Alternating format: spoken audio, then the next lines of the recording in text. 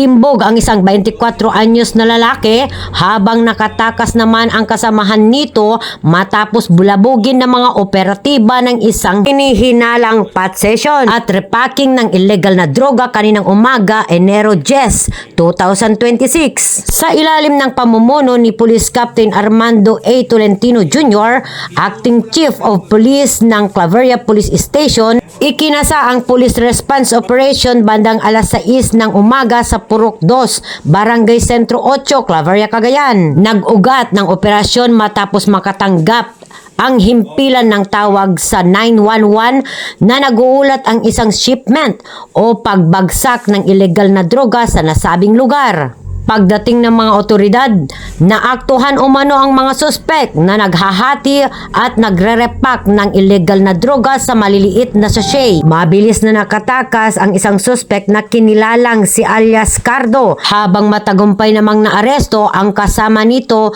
na si alias Boy, residente ng nasabing barangay. Nakumpiska mula sa suspek ang tinatayang 20.5 gramo na hinihinalang shabu, methamphetamine hydrochloride na may standard drug price na 139,400 pesos. Na-recover din sa pinangyarihan ng krimen ng mga sumusunod: iba't ibang drug paraphernalia, digital weighing scale, mga cellphone, patalim at lighter, gas at iba pang gamit na konektado sa illegal na gawain. Isinagawa ang inventory at consented search sa presensya ng mga mandatory witnesses kabilang ang mga opisyal ng barangay, kinatawan ng National Prosecution Service o NPS at kasapi ng media. Kasalukuyang nasa kustodiyan ng Claveria Police Station ang suspect na nahaharap sa patong-patong na kaso sa paglabag ng Republic Act 9165 o ang Comprehensive Dangerous Drug Act of 2002. Particular ng Section 6, Maintenance of Aiden,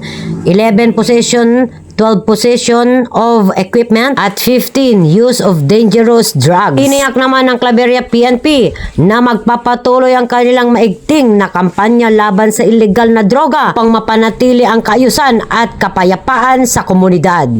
At yan ang Mabuhay Radio Japan Worldwide. Sa bawat oras, sa bawat himig, mananatili kami walang takot, walang kinababuran. Ako po si Maylin Tarok, ang kawili mula sa Claveria, Cagayan.